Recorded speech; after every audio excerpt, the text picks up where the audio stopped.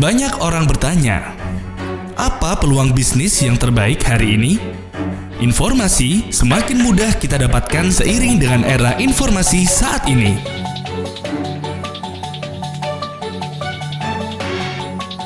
Bahkan banyak orang meluangkan waktu datang ke seminar hanya untuk mencari peluang apa yang terbaik untuk mendapatkan perubahan dalam kehidupannya. Kenapa masih banyak orang yang tidak mendapatkan peluang itu?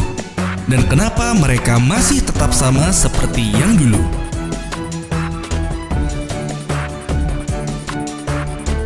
Mari kita lihat bersama dari hukum sebab dan akibat yang terjadi hingga saat ini, sehingga kita bisa mendapatkan apa yang sebenarnya peluang terbaik dalam beberapa kurun waktu ke depan. Mari kita simak berikut ini. Sebelum tahun 60-an, Indonesia adalah negara agraris di mana sektor perekonomian bertumpu pada pertanian. Pada era 60-90-an, Indonesia memasuki era industri di mana sektor ekonomi digerakkan oleh industri, munculnya semakin banyak pabrik-pabrik yang memproduksi barang jadi.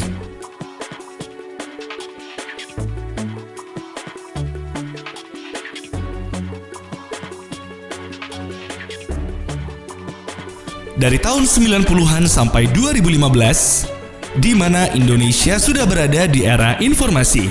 Era informasi adalah sebab dan akibat dari era industri.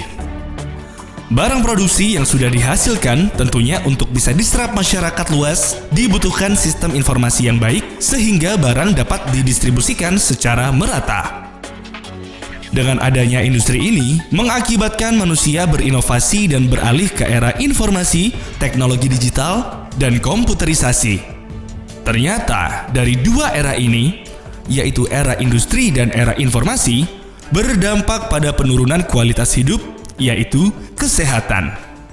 Mari kita cermati yang pertama dari era industri. Pertama, makanan yang dikonsumsi.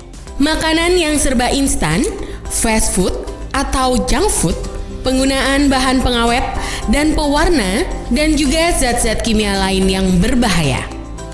Yang kedua, bahan baku makanan. Beras yang diklorin atau diberi pewarna putih dan sayur serba pestisida dan juga daging olahan. Yang ketiga, berasal dari lingkungan. Munculnya polusi udara dan air serta global warming atau pemanasan global.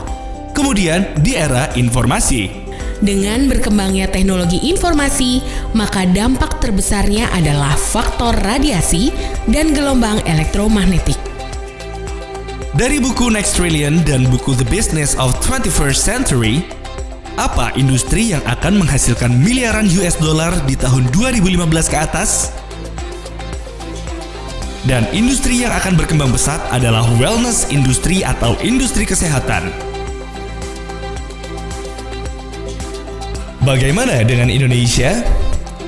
Data resmi yang dirilis di tahun 2013, APAC Healthcare Outlook, bahwa di tahun 2012, belanja masyarakat Indonesia dari sektor kesehatan di angka 26,4 miliar US dollar atau setara dengan 348 triliun rupiah. Dan jumlah ini akan meningkat sampai tahun 2018 menjadi 60,6 miliar US dollar atau setara dengan 799 triliun rupiah dengan pertumbuhan rata-rata 14,9% per tahunnya. Ini merupakan yang terbesar ketiga di Asia setelah China dan India.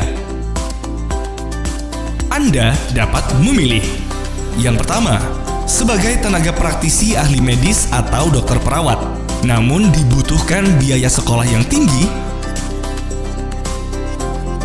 waktu yang dibutuhkan cukup lama, dan bersiap menghadapi faktor persaingan kompetisi MEA dan AFTA. Yang kedua, sebagai retailer, membuka usaha retail di dunia kesehatan, namun membutuhkan modal investasi yang besar, stok produk, regulasi kesehatan yang tidak stabil. Yang ketiga, menjadi distributor. Berapa modalnya? Bagaimana jaringan networknya? dibutuhkan keahlian khusus, faktor perizinan dan perpajakan. Atau yang keempat, Independent Distributor Network Marketing. Tidak dibutuhkan modal besar dan sudah tersedia sistem yang lengkap untuk kantor pelayanan, stok barang, administrasi, pembayaran, sumber daya manusia, dan ditunjang dengan pendidikan yang terstruktur. Hal-hal penting yang harus dicermati adalah mereka yang membangun usaha sesuai era yang ada. Hari ini mereka masuk dalam jajaran orang-orang terkaya saat ini. Pada era industri, Indofood, Unilever. Pada era informasi, Kaskus, Detik.com. Dan saat ini, kita berada pada industri kesehatan, dan jika Anda jeli dengan informasi serta fakta yang baru saja Anda saksikan, dan Anda memutuskan untuk menangkap peluang dari era industri kesehatan ini, maka dalam kurun waktu 10 hingga 20 tahun ke depan, Andalah yang akan masuk dalam jajaran orang-orang sukses berikutnya. Kenapa industri kesehatan akan berkembang semakin pesat dan tidak bisa dihentikan? Karena Indonesia memasuki bonus demografi, yaitu kondisi di mana jumlah penduduk usia produktif lebih tinggi dibandingkan dengan yang non-produktif. Ini dimulai sejak 2015 dan puncaknya akan terjadi di tahun 2035 dengan perbandingan yaitu 79% penduduk dengan usia produktif dan 21% penduduk dengan usia non-produktif. Golongan kelas menengah, usia produktif akan bertambah banyak. Mereka memiliki kemampuan secara ekonomi, sehingga yang diinginkan oleh mereka untuk hidup lebih sehat dan awet muda. Tetapi, kenapa masih banyak orang yang belum menyadari perubahan itu? Berita baiknya, bisnis ini telah berkembang sangat pesat dan telah memiliki lebih dari 160 kantor cabang yang tersebar di seluruh Indonesia. Usaha idaman, modal minimal, di era industri yang tepat dengan potensi penghasilan yang besar. Tahun 2015 ke atas, wellness industri akan sangat berkembang. Sudahkah Anda menjadi bagian yang ada di dalamnya?